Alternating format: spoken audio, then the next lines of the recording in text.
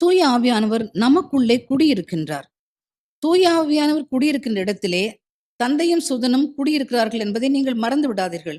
ஆகவே நம் உடல் தூய ஆவியானவர் தங்கியிருக்கும் ஆலயம் என்றால், மூவொரு கடவுள் கூடியிருக்கின்ற ஆலயமாக நம் உடல் திகழ்கின்றது. எனக்கு அன்பார்ந்தவர்களே, உங்களுக்குள்ளே குடியிருக்கின்ற பரிசுத்த ஆவியானவரை பற்றி நீங்கள் தெரிந்து கொள்ள வேண்டுமென்றால், நீங்கள் பரிசுத்தமாய் இருக்க வேண்டியது மிகவும் மிகவும் அவசியம் என்பதை திட்டமும் தெளிவுமாக அறிந்து கொள்ளுங்கள்.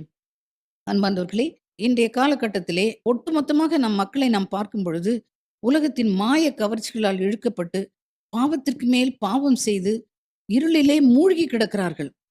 இந்த மக்களால் தூய ஆவியானவரை அறிந்து கொள்ளவும் முடிவதில்லை. அவருடைய செயல்பாடுகளையும், ஆற்றலையும் கண்டுகொள்ள முடிவதில்லை. அவரை விசுவசித்து ஏற்றுக்கொள்ளவும் முடிவதில்லை. காரணம், இவர்கள் பாவத்திலேயே மூழ்கி கிடக்கிறார்கள். பாவத்திலே வாழ்ந்து கொண்டிருக்கிற இவர்கள் அத்தனை பேரும் சாத்தானுக்கு அடிமை